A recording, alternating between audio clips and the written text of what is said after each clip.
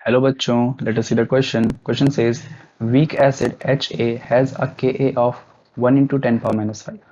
If 0.100 mole of this acid is dissolved in 1 liter of water, the percentage of acid dissociated at equilibrium is close to. तो question में कहा गया है एक हमारे पास week acid है और उस वीक एसिड का 0.1 मोल हमने लिया है जिसको हमने 1 लीटर ऑफ वाटर में डिसॉल्व कर दिया है।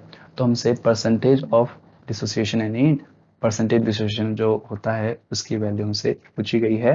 That is degree of dissociation पूछा गया है हमसे, अल्फा की वैल्यू हमसे फाइंड आउट करने को कहा गया है। तो आइए इस क्वेश्चन को देखते हैं।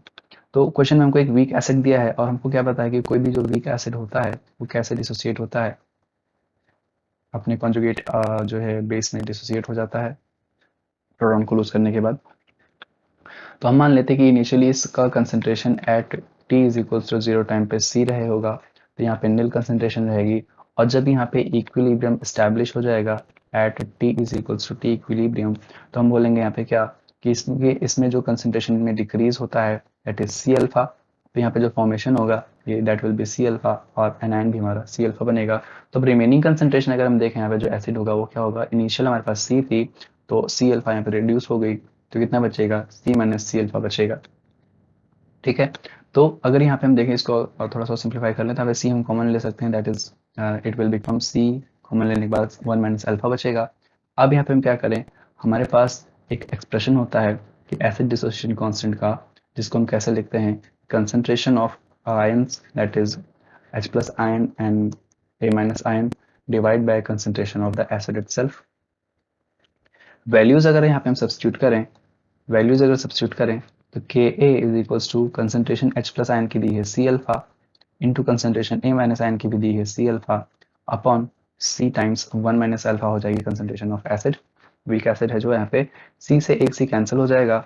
This implies Ka is equals to क्या हो जाएगा C alpha square upon 1 minus alpha.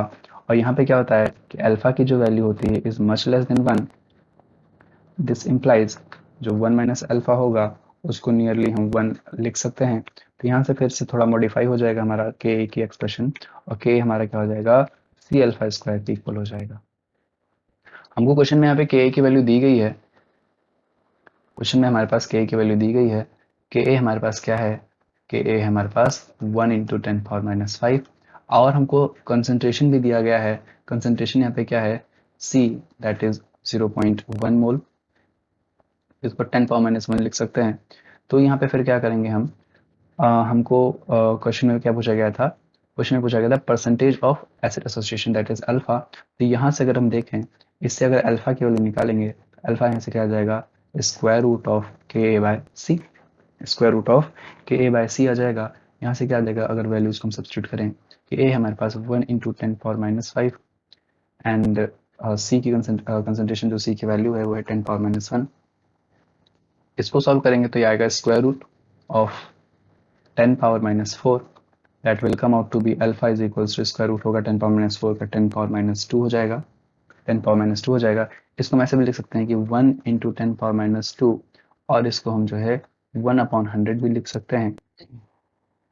सो ये 1 अपॉन 100 यानी कि जो यहाँ पे इसको परसेंटेज जब चेंज करेंगे तो क्या हो जाएगा, ये क्या हो जाएगा 1%, 1% हो जाएगा। यानी कि जो डिसोसिएशन हो रहा है वो कितना हो रहा है 1% हो रहा है। अब ऑप्शंस में देखें अगर तो ऑप्शन ए 99% इनकरेक्ट हो जाएगा, ऑप्शन बी में 1% है तो ऑप्शन बी हमारा क्या हो जाएगा करेक्ट आंसर हो जाएगा इस क्वेश्चन के लिए। ऑप्शन सी में 99.9% है, ऑप्शन डी में 0.1% है, ये भी क्या हो जाएगा इनकरेक्ट हो जाएगा। So the correct answer for this question will be option B.